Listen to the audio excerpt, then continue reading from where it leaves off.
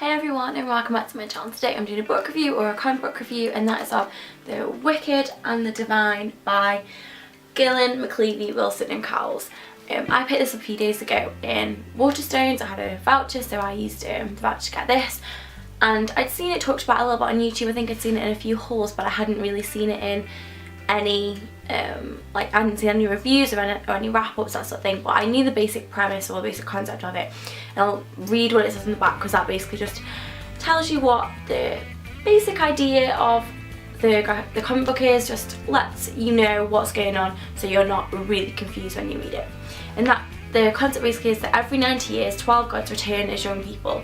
They are loved, they are hated, but in 2 years they are all dead. It's happening now, it's happening again. And that is the it's basically all you need to know as you go into The Wicked and the Divine.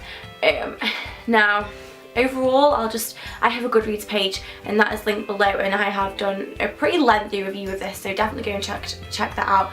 But overall I gave this a 4 out of 5 stars. Now if I was just reviewing this on the art, I would be giving this 5 out of 5 stars. The art is incredible. You open it up and these are sort of the first 2 pages. And then that's the big one, and then boom, you are straight into that. And the art in this is just absolutely stunning. I'll try and show you some more of it just because it is absolutely amazing. That.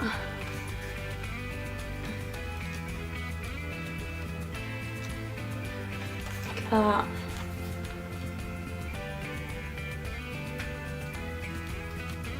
The sort of chapter, like the chapter pages like that are absolutely incredible. And yeah, the art in this is just phenomenal. It just blew me away, and if I was just rating it on the art, it'd be 5 out of 5.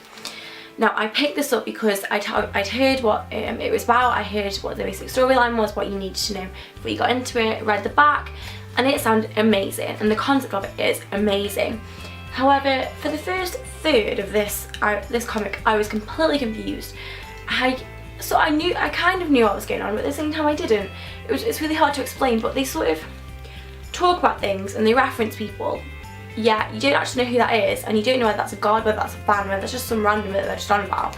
Like, there's a point pretty near the beginning where no,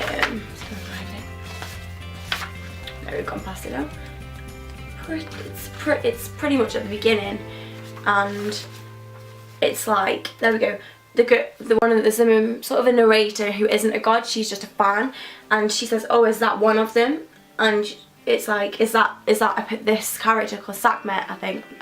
All the names are really hard to pronounce, and I'm just sort of making up, but she's like, oh, is that Sekhmet? And the character is like, yes, but then you're not told who that is.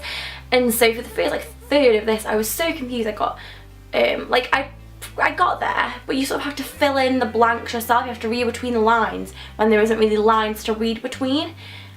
And it was quite confusing as a reader, just be like, what's going on? Who's that? But as it went on, things were explained and it got a little bit better, and I really got into it as it went on, and as the storyline progressed.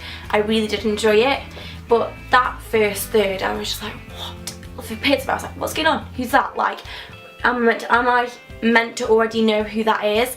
Am I meant to have understood what's going on? Have I missed a page? Or I didn't know whether it was just me. I just sort of felt like you were forced to read between the lines when the lines were sort of blurry or they weren't really there, and it was a little bit hard at times to follow for about the first third, which obviously wasn't ideal.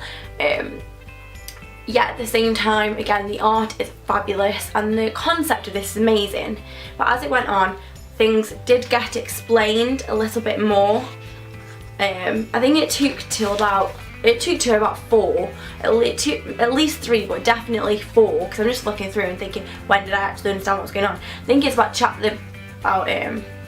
issue 4 when I actually gathered who people were, and that this is this person, this is this person, this is who they are, this is what's actually going on. I was like, oh, okay, now I understand.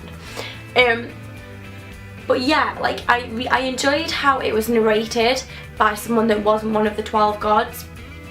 That was really interesting to see how she was sort of being woven into the storyline. And I also really enjoyed how this is I guess a tad spoiler, but not really. This is Lucifer. Lucifer is one of the 12 gods, but in this Lucifer is a female, and I really enjoyed that because she's a very androgynistic female, so you're sort of not 100% sure whether it's, oh, that's my phone, sorry about that. If you're not sure whether she's actually male or female, now she is female, but she's very androgynistic and she's all in white, and I just love that. I thought it was a really cool interpretation of Lucifer and the character, and sort of diversifying the character of the devil, or of Lucifer, that everyone sort of knows about and is in so much literature and so much film and so much TV. And yeah, that I really enjoyed that. And I will definitely be picking up volume 2 of this, and the reason for that, apart from the art, is the ending. The ending of this was like, whoa. It was left on this cliffhanger that I didn't, because as you're going along, it contains these pages which are black, which sort of tell you when the date is, but they've got these circles, and in my head I kind of gathered that these circles were probably the 12 gods, as there's 12 of them. But as you go along, at least 2 of them are just black circles, like there's no insignia or icon in them. And I sort of picked up on that as I went along, and then it was left on this cliffhanger. I was like, whoa, what is going on? I am buzzing to see if the next one's out, or when the next one's out, because I want to know what's going to happen next. And I think that is a definite sign that obviously it has done its job, because I want to know what's going to happen next, and I'm now invested in the story, and I want to know what's going to happen to the characters. At times I was just like, okay dude, you're being silly, like stop doing that, you know this isn't a good idea. And I was sort of like, what is going on? Why are you doing this? You don't need to do this. You know that is silly, but they still did it anyway. But I think that was more to do with the characterization and developing the characterization and your familiarity with the characters than it was just because they wanted the character to do something stupid. I think that was to build on the characterization and your understanding of them, which was quite interesting. But I think I've talked for quite a while now about my thoughts on this, but as I said, I gave it a 4 out of 5.